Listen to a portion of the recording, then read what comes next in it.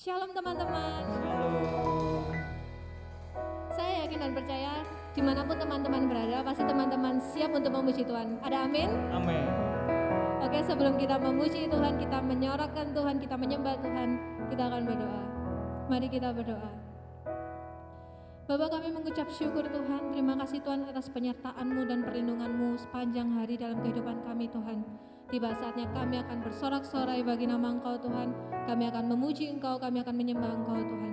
Dimanapun kami berada, Engkau berkati selalu Tuhan. Kiranya Engkau berkati ibadah kami ini Tuhan, dari awal hingga sampai akhirnya. Kami serahkan semua ibadah ini ke dalam tangan-Mu Tuhan, hanya di dalam nama Tuhan Yesus. Haleluya. Amin.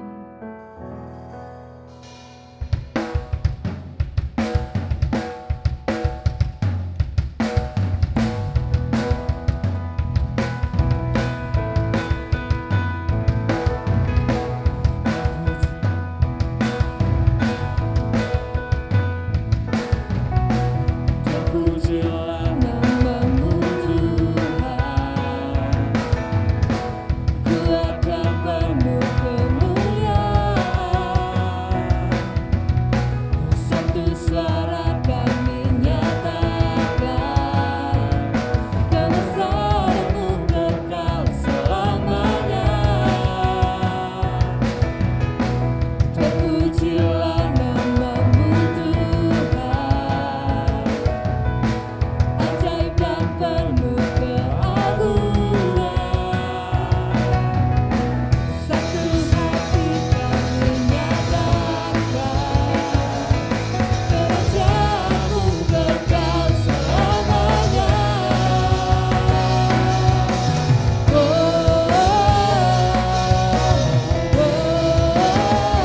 Engkaulah Raja atas dunia, yang menghancurkan kudus dan membebaskan jiwa. Kami bersorak bertakbir Engkau Tuhan berjaya, Dia meminta untuk selamanya.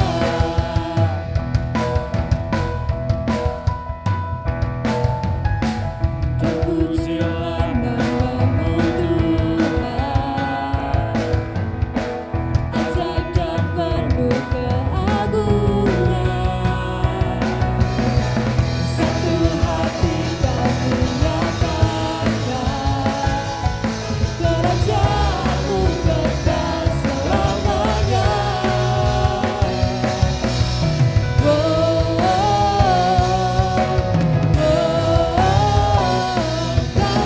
Raja atas dunia, yang menghancurkan kudus dan membebaskan jiwa.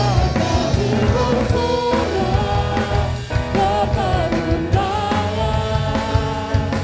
Engkau Tuhan berjaya, Dia meminta untuk Engkaulah Raja atas dunia, yang menghancurkan kudus dan membebaskan jiwa. Engkaulah Raja atas dunia, yang menghancurkan kudus dan membebaskan jiwa. Kami bersorak bertepuk tangan, Engkau Tuhan berjaya, Dia meminta untuk selamanya.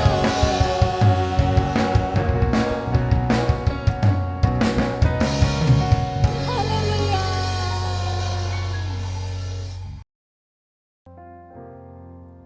Oke, sebelum kita mendengarkan firman Tuhan pada sore hari ini, alangkah baiknya kita menyatukan hati kita, kita menaikkan satu pujian bahwa kita percaya kalau kuasa Tuhan itu jauh lebih besar daripada apapun, bahwa kuasa Tuhan melampaui segala pikiran kita, dan percaya bahwa Tuhan punya rencana yang baik untuk kita semua.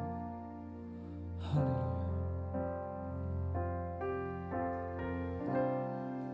Kuasa-Mu terlebih besar, Tuhanku terlebih besar. Tak pernah terlambat janji-Mu ya Tuhan menolong hidupku. Kuasa-Mu terlebih besar, Tuhanku terlebih besar. Tak pernah terlambat janji-Mu ya Tuhan pulihkan hidupku. Kita percaya, mari kita sembah.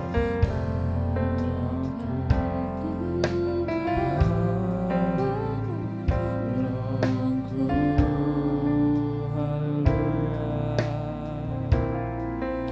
yang selalu setia.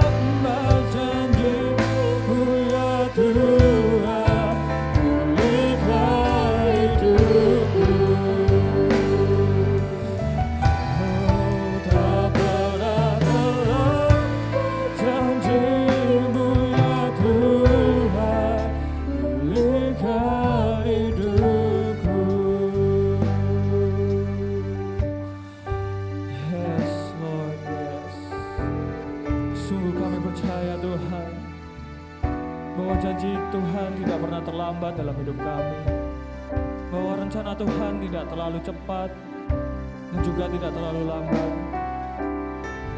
Sungguh Tuhan mengetahui apa kebutuhan kami, mengetahui segala isi hati kami, dan ini penyembahan kami Tuhan. Kami mau menyatukan hati kami Tuhan, bersekutu bersama untuk meninggikan nama-Mu Tuhan.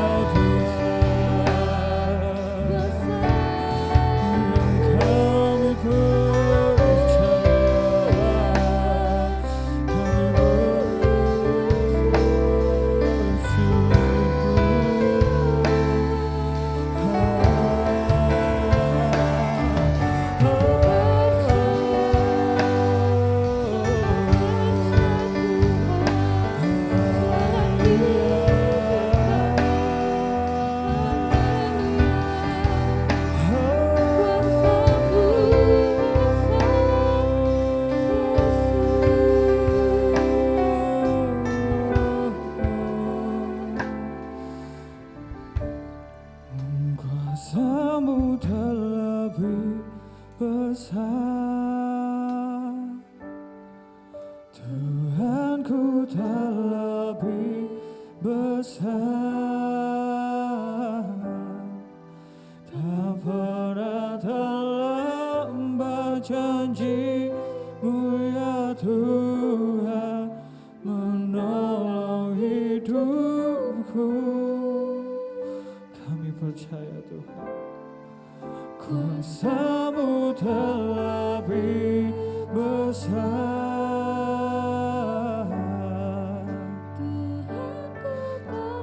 lebih besar. Tak pernah terlambat janji-Mu ya Tuhan, pulihkan hidupku. Terima kasih Tuhan, terima kasih Tuhan.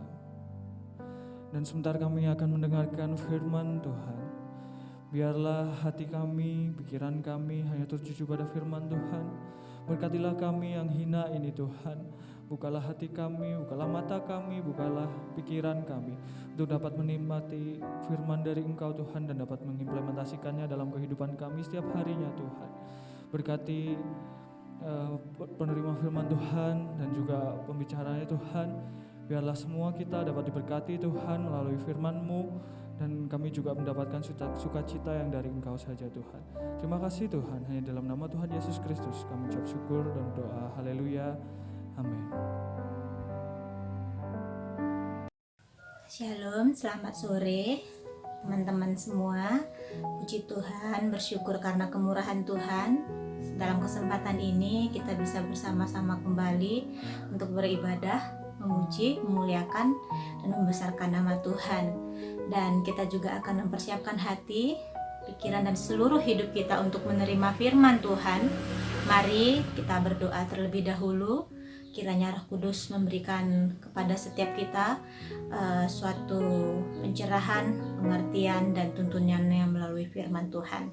Kita berdoa bersama-sama. Kami mengucapkan syukur Tuhan untuk kemurahan-Mu, kebaikan-Mu, dan penyertaan-Mu yang begitu sempurna dalam kehidupan kami. Saat ini Tuhan, kami akan bersama-sama belajar kebenaran firman-Mu. Sampaikanlah Tuhan apa yang menjadi pesan-Mu bagi kami, anak-anakmu, umat-umatmu sekalian. Biarlah Tuhan Engkau saja yang boleh berbicara bagi kami semuanya. Di dalam nama Tuhan Yesus kami berdoa, kami bersyukur. Amin. Dalam kesempatan ini saya akan membawakan sebuah renungan firman Tuhan dengan judul yaitu Lihatlah Tanda Zaman. Sebelumnya kita membuka Alkitab kita di dalam Matius pasal 16 ayat yang ketiga.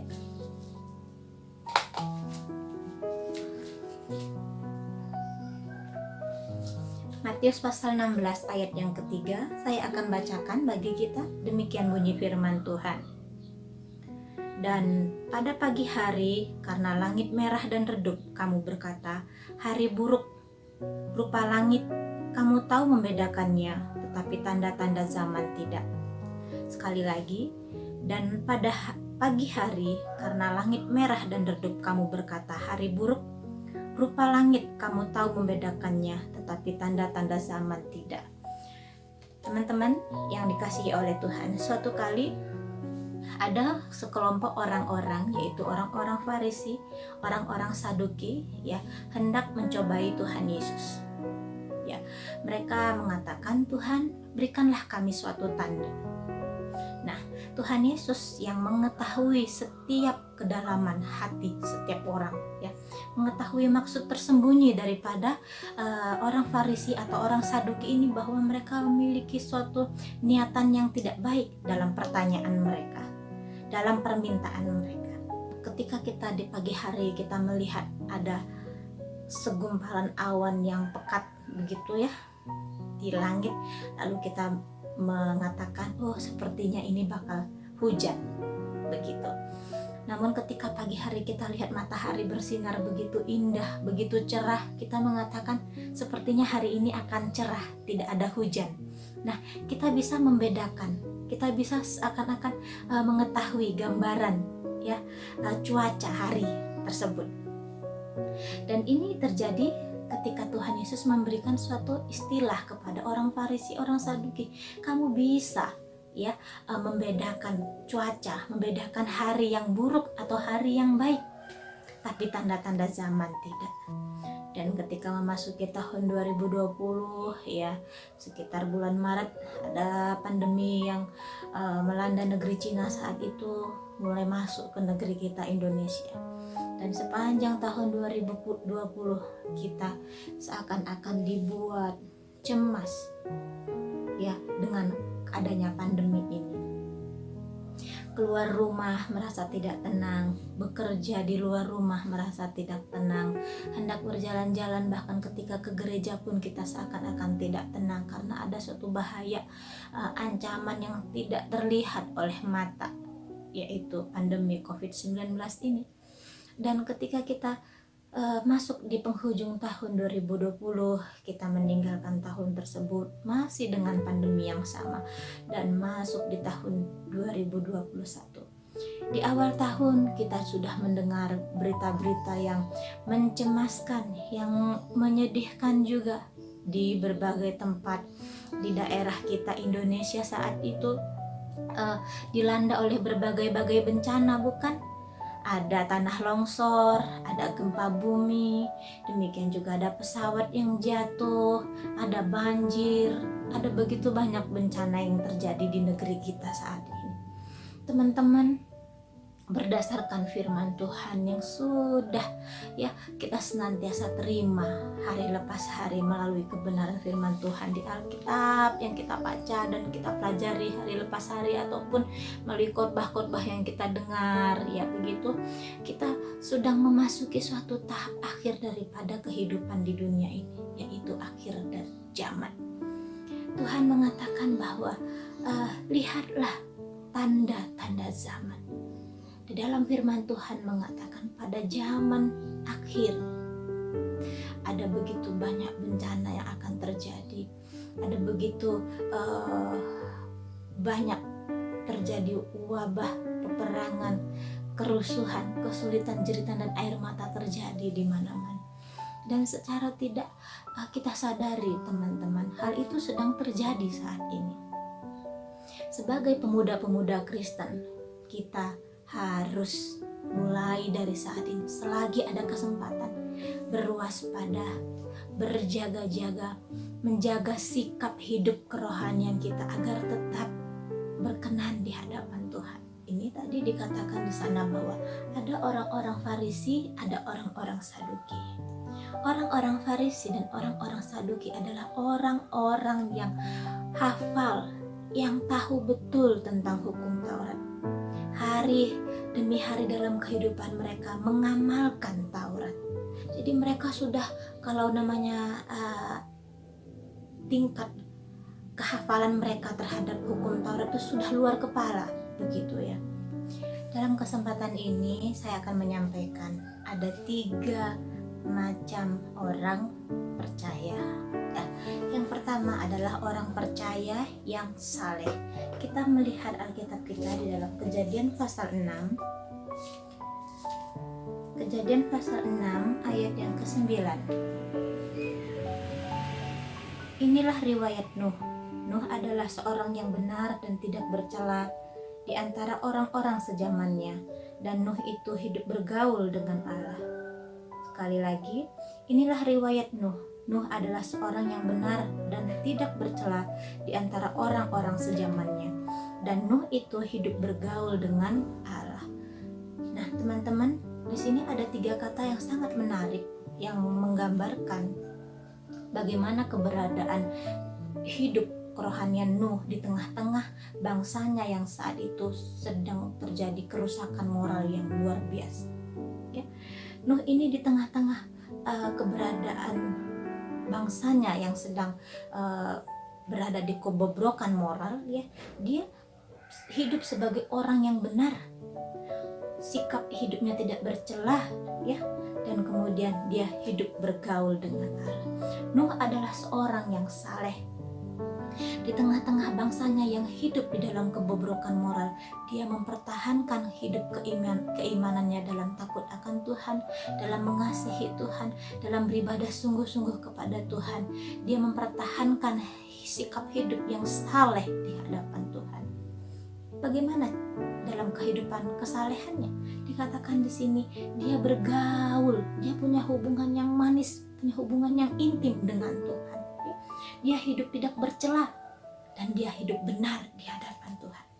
Nah, seumur hidupnya dia hidup di dalam kesalehan. Inilah yang terjadi dalam hidup Nuh. Di akhir zaman juga kita akan diberikan suatu tanda-tanda bahwa di akhir zaman akan ada orang yang hidup di dalam kesalehan.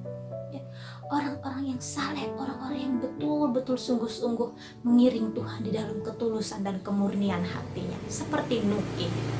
Nah, lalu ada tipe orang yang kedua, ya teman-teman ya. Tipe orang percaya yang kedua yaitu orang Kristen agama, ya. Kita membuka di dalam Matius pasal 7 ayat 21 sampai 23. Bukankah setiap orang yang berseru kepadaku, Tuhan, Tuhan, akan masuk ke dalam kerajaan sorga, melainkan dia yang melakukan kehendak Bapakku yang di sorga. Pada hari terakhir banyak orang akan berseru kepadaku, Tuhan, Tuhan, bukankah kami bernubuat demi namamu, dan mengusir setan demi namamu, dan mengadakan banyak mujizat demi namamu juga? Pada waktu itulah aku akan berterus terang kepada mereka dan berkata, aku tidak pernah mengenal kamu, enyahlah daripadaku, kamu sekalian pembuat kejahatan. Jadi ada tipe orang yang kedua di akhir zaman, ya teman-teman ya, yaitu mereka orang yang senantiasa hidup di dalam kekristenan. Nah, tapi ternyata di dalam hidup kekristenannya ini, pada hari terakhir justru Tuhan mengatakan, aku tidak kenal kamu, kamu itu pembuat kejahatan. Lalu mereka mengatakan, Tuhan, bukankah kami sudah bernubuat demi namamu, mengusir setan demi namamu? Ya, dikatakan sini kami mengadakan banyak mujizat demi namamu. Tapi Tuhan tetap katakan, enyahlah engkau, pembuat kejahatan, aku tidak mengenal engkau. Nah, mengapa terjadi demikian ya teman-teman? Mereka mungkin orang yang setia melayani, mereka merupakan orang yang dipakai oleh Tuhan, ya.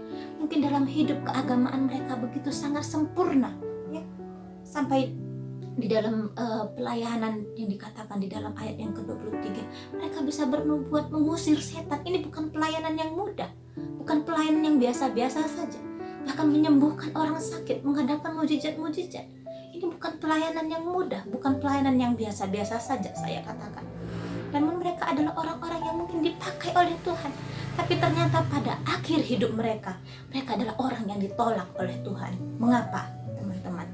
Di dalam ayat 21 dikatakan, hanya orang yang melakukan kehendak Bapakku di sorga. Ini kuncinya. Ya, jadi meskipun kita ini, ya teman-teman, sudah dipakai oleh Tuhan, belum tentu ya hidup kita ini benar-benar berkenan di hati Bapa, berkenan di hati Tuhan. Belum tentu hidup kita ini benar-benar ya sungguh-sungguh melakukan kehendak Tuhan. Dan yang Tuhan inginkan adalah di atas dari semua hidup kekristenan kita ini, kita melakukan kehendak Tuhan, melakukan isi hati Tuhan. Jadi dapatkan hati Tuhan, temukan hati Tuhan, ya, dan kerjakan apa yang menjadi isi hati Tuhan dalam hidup kita. Bagaimana caranya? Melakukan segala sesuatu dengan cinta kepada Tuhan, melakukan segala sesuatu karena kita mengasihi Tuhan, hormat terhadap kekudusan nama Tuhan. Nah, ini tipe yang kedua. Jadi jangan kita merasa, wah saya sudah melayani, saya aktif ke gereja, saya berdoa, saya melakukan banyak nubuat-nubuatan, bahkan orang sakit saya doakan sembuh. Belum tentu hidup kita berkenan di hati Tuhan, teman-teman. Ya, belum tentu hidup kita ini benar-benar ya menyenangkan hati Tuhan, belum tentu. Kenapa dikatakan di sini? Justru mereka adalah orang yang ditolak oleh Tuhan karena tidak melakukan kehendak Bapa yang sesungguhnya. Ini perlu kita waspadai dalam hidup kita. Jangan sampai selama ini kita sudah aktif ke gereja, kita aktif melakukan pelayanan, tapi ternyata itu tidak dipandang oleh Tuhan. Tapi ternyata itu merupakan suatu kejijikan justru di hadapan Tuhan. Ya, kita koreksi hidup kita, kita perbaharui hidup kita selagi masih ada kesempatan. Lalu yang terakhir adalah orang percaya petobat akhir. Ya, kita membaca di dalam Lukas pasal 23. Lukas pasal 23 ayat 39 sampai 43. Seorang dari penjahat yang digantung itu menghujat dia, katanya, "Bukankah engkau adalah Kristus? Selamatkanlah dirimu dan kami." Tetapi yang seorang menegur dia, katanya, "Tidakkah engkau takut juga tidak kepada Allah, sedang engkau menerima hukuman yang sama? Kita memang selayaknya dihukum, sebab kita menerima balasan yang setimpal dengan perbuatan kita. Tapi orang ini tidak berbuat sesuatu yang salah." Lalu ia berkata, "Yesus, ingatlah akan aku apabila engkau datang sebagai Raja." Kata Yesus kepadanya, "Aku berkata kepadamu, sesungguhnya hari ini juga engkau akan ada bersama-sama dengan aku di dalam Firdaus." Nah, teman-teman, seorang penjahat ini ya yang disalibkan bersama dengan Tuhan Yesus. Ya, dia pada masa akhir daripada hidupnya ya, dia mendapatkan anugerah keselamatan. Detik-detik terakhir daripada hidupnya, dia mendapatkan anugerah yang begitu besar, yang begitu istimewa, yang menyelamatkan hidupnya, yaitu keselamatan jiwanya. Nah, dua penjahat yang disalibkan di samping kanan dan kiri Tuhan Yesus, seumur hidup mereka ya, mereka melakukan dosa, hidup di dalam dosa, hidup di dalam kejahatan, merugikan banyak orang ya, sehingga mereka disalibkan saat itu. Nah, tetapi ya, ketika yang seorang mengatakan, "Bukankah engkau sanggup ya menolong dirimu? Ayo, selamatkan dirimu, lalu selamatkanlah kami." Tapi yang seorang ini mengatakan, "Hei, kamu layak menerima hukuman seperti ini karena setimpal dengan perbuatan kita, tetapi dia, Yesus, tidak ada kesalahan dalam hidupnya. Tidakkah kamu takut kepada Allah?" Nah, teman-teman, saudara yang dikasihi oleh Tuhan. Jadi ketika ayat 42 di sini dituliskan, Yesus ingatlah akan aku apabila engkau datang sebagai Raja. Dan Yesus mengatakan apa? Aku berkata kepadamu, sesungguhnya hari ini juga engkau akan ada bersama-sama dengan aku di dalam Firdaus. Dia mendapatkan pengampunan daripada semua dosa yang sudah dia perbuat seumur hidupnya. Ya, ketika dia mengalami perjumpaan dengan Tuhan, dia mengalami lawatan dalam hadirat Tuhan, ketika dia berdampingan dengan Tuhan saat itu, di saat detik-detik terakhir daripada hidupnya. Oleh sebab itu teman-teman, ketika ada mungkin orang-orang di luar sana yang hidup di dalam ketidakbenaran, hidup di dalam dosa, kita sebenarnya sebagai orang percaya tidak ada hak untuk menghakimi mereka, tidak ada hak untuk menghujat mereka. Namun yang menjadi tugas dan tanggung jawab kita adalah kita merangkul mereka, membawa mereka, sampaikan pesan dan nasihat firman, supaya ketika mereka mendengar firman, hati mereka dijamah Roh Kudus dan mereka menerima keselamatan itu. Seperti penjahat yang disalibkan ini, di detik-detik terakhir dalam hidupnya, dia menerima anugerah keselamatan daripada Tuhan. Jadi ada 3 macam orang Kristen ya. Yang pertama adalah orang Kristen yang saleh seperti Nuh. Sekalipun orang-orang di sekelilingnya hidup di dalam keberdosaan yang begitu jahat, kebobrokan moral yang begitu mengerikan, tetapi ia tetap hidup saleh, ia tetap hidup benar, ia bergaul dengan Tuhan, dia melakukan kehendak Tuhan dalam hidupnya. Ya, itu yang pertama, orang yang hidup dalam kesalehan. Yang kedua adalah orang Kristen agama. Ya, orang Kristen yang hidup di dalam keagamaannya sehari-hari, dalam kehidupannya melakukan aktivitas rutinitas keagamaan. Tetapi ternyata orang tersebut di akhir hidupnya merupakan orang yang ditolak oleh Tuhan, karena mereka sebenarnya jauh daripada melakukan kehendak Tuhan itu sendiri. Lalu yang ketiga adalah orang percaya bertobat terakhir. Di saat terakhir dalam hidupnya, dia mengalami pertobatan yang sejati. Dia mengalami jamahan dan lawatan daripada Tuhan melalui perjumpaan dengan Tuhan. Saudaraku, kita tidak tahu bagaimana akhir daripada hidup kita, ya. Kita tidak tahu bagaimana akhir daripada hidup orang-orang di sekeliling kita. Namun satu hal, saudaraku, tetaplah ya mempertahankan hidup kerohanian kita yang murni, yang tulus, yang suci di hadapan Tuhan. Jadilah seperti Nuh zaman akhir ya. Jadilah seperti Nuh zaman akhir. Pertahankan hidup kesalehan kita. Jadi ketika bencana maut itu mungkin menghadang di depan kita, kita merupakan orang yang sudah siap dipanggil oleh Tuhan, bertemu dengan Tuhan.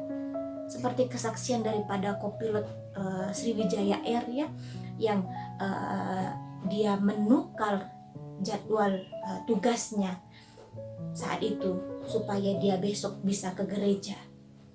Namun ternyata siapa yang sangka pesawat tersebut jatuh saat itu. Ya, dia harus ternyata kembali kepada Bapa, dia meninggalkan keluarganya. Mungkin juga kita tidak tahu kapan Tuhan panggil kita, melalui apa Tuhan panggil kita, atau kita kembali kepada. Kita tidak tahu. Tapi kita diminta untuk mempersiapkan diri kita mulai dari saat ini.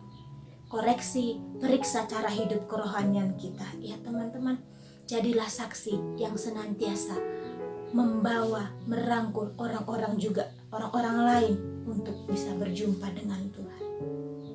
Dan memperhatikan sikap kerohanian kita juga. Nah, ini renungan kita pada kesempatan ini. Kiranya menguatkan dan memberkati setiap kita. Tuhan Yesus memberkati. Mari kita berdoa sekali lagi. Kami mengucapkan syukur Tuhan untuk kebenaran firman-Mu yang sudah kami terima dalam kesempatan ini. Materaikanlah firman-Mu Tuhan, supaya kami dapat dikuatkan, diteguhkan, dan diberkati di dalamnya. Biarlah kami juga boleh keluar sebagai pelaku-pelaku daripada kebenaran firman-Mu di dalam kehidupan kami sehari lepas hari, dimanapun kami berada. Di dalam nama Yesus, kami mengucapkan syukur, kami berdoa, haleluya, amin. Baik, kita akan mengakhiri ibadah kita pada kesempatan ini. Mari kita berdoa sekali lagi.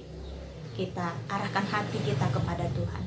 Bapa, kami mengucapkan syukur, kami sudah beribadah, kami sudah memuji memuliakan nama-Mu dalam kesempatan ini ya Tuhan. Kami memohonkan berkat daripada Engkau di tengah-tengah masa-masa kesulitan hidup saat ini. Kami percaya berkat Tuhanlah yang memelihara kehidupan kami hari lepas hari. Terima kasih ya Tuhan, terima kasih.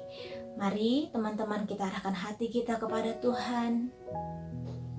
Terimalah berkat seutuhnya daripada Tuhan. Kiranya berkat yang berasal daripada Allah Bapa, cinta kasih daripada Tuhan Yesus Kristus, serta persekutuan yang manis bersama dengan Allah Roh Kudus, menyertai setiap kita mulai dari saat ini sampai Maranatha, Tuhan Yesus datang kali yang kedua. Di dalam nama Yesus kami berdoa, haleluya, amin. Amin. Tuhan berkati, sampai jumpa dalam kesempatan-kesempatan mendatang. Oke, setelah kita menerima firman Tuhan dan sebentar kita juga akan mengakhiri ibadah kita, alangkah baiknya kita menaikkan satu pujian, yaitu segala kemuliaan bagi Tuhan.